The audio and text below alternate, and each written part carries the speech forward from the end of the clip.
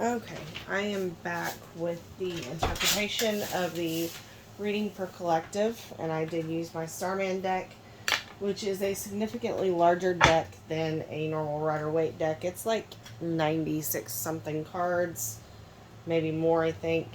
And it comes with its own like massive 180 something page, 190 page manual on the interpretations. So the Celtic cross reading is very detailed, very in depth.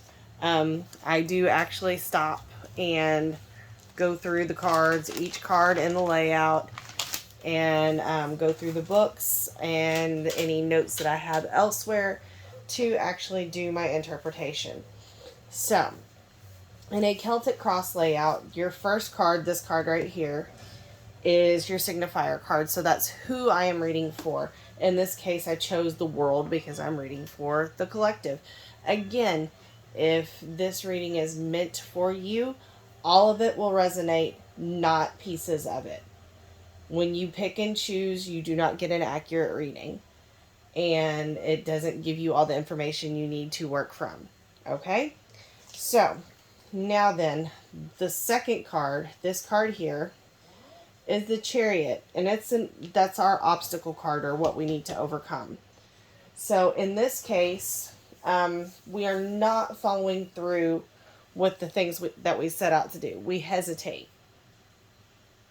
Okay, so the third card is the Hierophant, which is our influence, or kind of what is influencing the situation.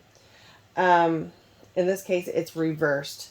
So we are feeling that we are looking for an influence or a leader outside of ourself to deal with this problem. And basically, the Hierophant is a leader card. In reverse, it's telling us that we need to be the leader that we are looking for.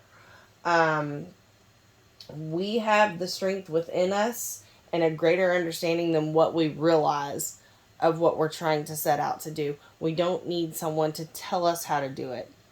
We just need to pick up ourselves by the bootstraps and do it ourselves. Because in the end, when you're trying to accomplish a goal, the only person that can lead you to the end result is yourself. Okay? The fourth card is the Moon in reverse, and that is the root of this problem. Okay? In our situation here, you're afraid of the dark places. And afraid of stepping outside of your comfort zone. You need to be courageous and be the light that you want to see in other people or in a leader that you're seeking. Okay?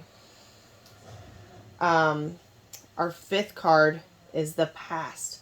It's the Eight of Pentacles in reverse. And this is telling us that in the past, we've allowed ourselves to kind of take the easy road and seek out the easy way out and look for the easy rewards, as opposed to looking for the work that fulfills us, because it's hard. Nothing in life worth doing is ever easy. The sixth card is what we hope to see in the future and how we need to get there. So in this case, it's the Prince of Wands, and this is one of the cards that is not in a normal Rider-Waite deck. And the Prince of Wands tells us that we need to take swift action and stand up and speak and be bold. Okay?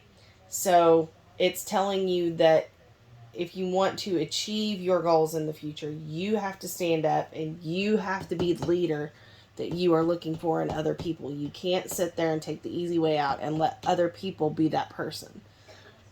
That's... You okay, baby? Get a drink of water.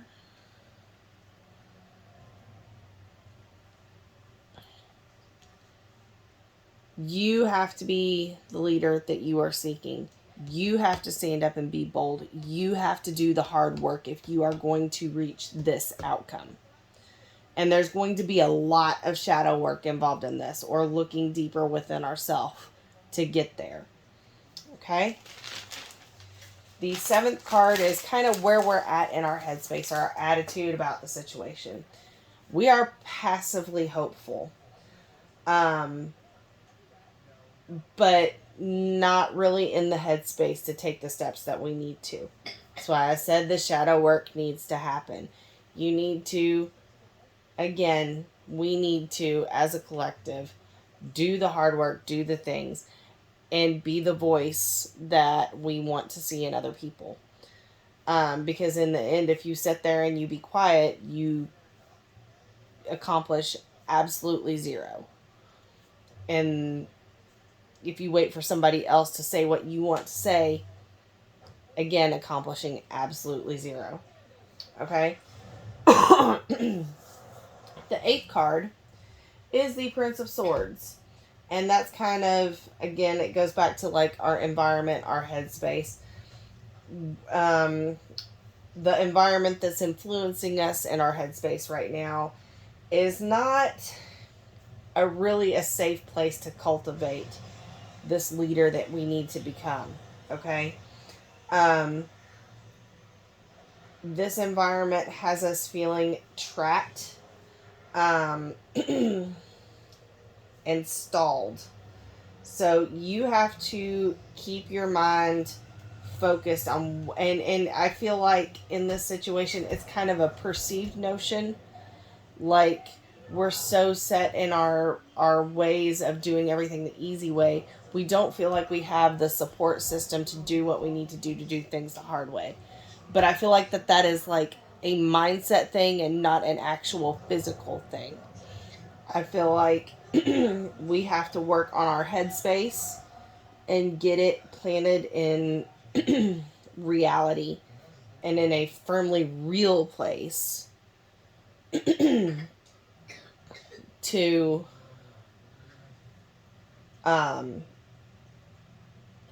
move forward. And it may not be just a perceived thing. And I'll get to that in a moment. The 9th card is our hopes and fears. We're allowing ourselves to be controlled by a fear of failure. Okay? It's the 9 of Swords in reverse. So we're afraid of failing at what we try. But you never know if you're going to be successful or fail if you don't try. And we're afraid of failing. We're afraid of disappointing others. Again, it's a headspace game. So the outcome is the 10 of Pentacles. And in order to achieve this future that we want for ourselves, we have to become fully and completely independent of relationships that do not serve us. So if there are people in our lives that are not fully supportive of us becoming that leader and becoming a voice for what we want to achieve in our life, it's time to cut those ties or push them to the back burner and cultivate new relationships with people that are going to support the badass that we need to be. Okay? To get out of that stall, to do the hard work. And that, again, is a shadow work thing. You can't do great things if you don't have great people working with you. And even when you're a leader is only as good as their support. So if you have people that you feel like you either can't trust or are going to allow you to take the easy way out, it's time to push those relationships to the back burner and cultivate new relationships moving forward that are going to make us the best possible version of ourselves that we can be. So this reading is telling us to don't take the easy way out. Put in the hard work, make the hard decisions, and let your voice be heard. Be the badass you can be. And the things that you hope and want for yourself will come to fruition. It will take time. Nothing happens in life without hard work.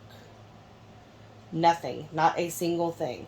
You cannot sit on your butt and do nothing and expect good, great things to fall into your lap.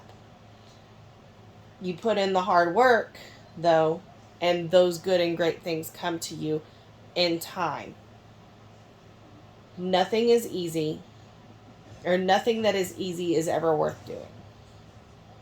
Okay? So, that is my general reading for collective. I can do general Celtic cross readings for individuals, and that's going to be very, very specific to you.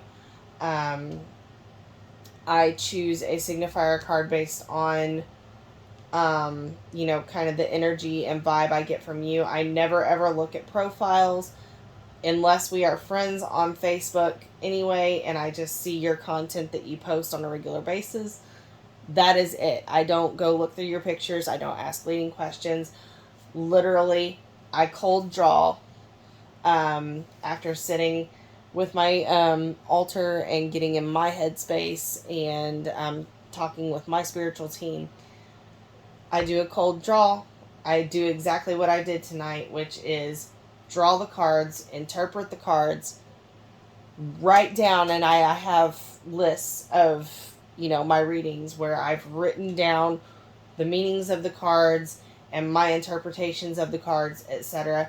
And then I send you 1 to 2 videos, depending on how I can cut it, because Facebook only lets you upload like 4 to 8 minutes at a time or something like that.